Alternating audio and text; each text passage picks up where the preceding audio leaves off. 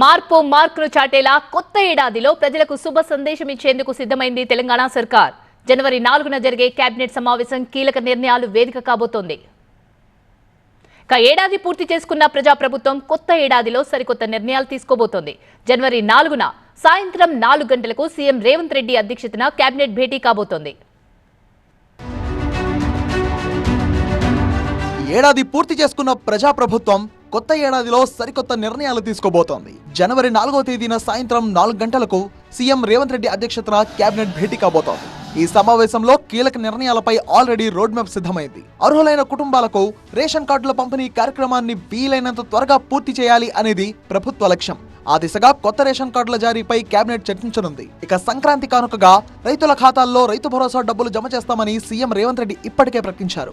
రైతులకు మరింత లబ్ధి చేకూర్చేలా రైతు భరోసా పథకంలో కీలక మార్పులపై కేబినెట్ చర్చించే అవకాశం ఉంది. మరో ముఖ్యాంశం భూమి లేని నిరుపేదలకు ఆర్థిక సహాయం అందించడంపై కూడా ప్రభుత్వం దృష్టి సారించింది. సంవత్సరానికి 12,000 ఆర్థిక సాయం అందించే ప్రతిపాదనపై కేబినెట్ చర్చించనుంది. ఇంద్రమ్మ ఇళ్ల నిర్మాణం కోసం లబ్ధిదారులకు సబ్సిడీ రేట్లతో ఇసుక, సిమెంట్, స్టీల్ సరఫరా చేయాలి అనే ప్రతిపాదనపై సమాలోచనలు చేయనున్నారు.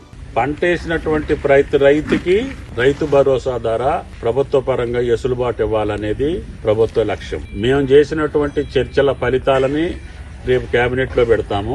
కేబినెట్ మీటింగ్ యొక్క నిర్ణయమే తుది నిర్ణయం అవుతుంది. సబ్ కమిటీలో ఇచ్చేటటువంటి విధానాల మీదనే చర్చ. ఆ చర్చల యొక్క సారాంశాన్ని కేబినెట్ యొక్క నిర్ణయానికి కట్టుబడి ఉండాల్సినటువంటి అవసరం ఉంది. స్థానిక సంస్థల్లో బీసీ రిజర్వేషన్ల కోసం ఏర్పాటు చేసిన డెడికేటెడ్ కమిషన్ నివేదికను కేబినెట్ సమీక్షించనుంది. రిజర్వేషన్ల అమలుపై నిర్ణయం తీసుకునే అవకాశం ఉంది. అలాగే ఎస్సీ వర్గీకరణకు సంబంధించిన వివిధ ప్రతిపాదనలను పరిశీలించి ప్రభుత్వం కీలక నిర్ణయాలు తీసుకోనుంది. అందులో భాగంగా ఎస్సీ వర్గీకరణ అంశంపై కేబినెట్ లో కీలక చర్చలు జరగనున్నాయి. యాదగిరిగుట్ట ఆలయ అభివృద్ధి బోర్డు ఏర్పాటుపై కూడా జనవరి 4వ తేదీన కేబినెట్ మీటింగ్ లో చర్చ జరగనుంది. అలాగే నూతన టూరిజం ప్యాకేజీపై కూడా చర్చించే అవకాశం ఉంది. కొత్త నిర్ణయాలు సహా ఇప్పటికే ప్రభుత్వం ప్రకటించిన పలు నిర్ణయాలకు కేబినెట్ సమావేశంలో ఆమోద ముద్ర పడనుంది.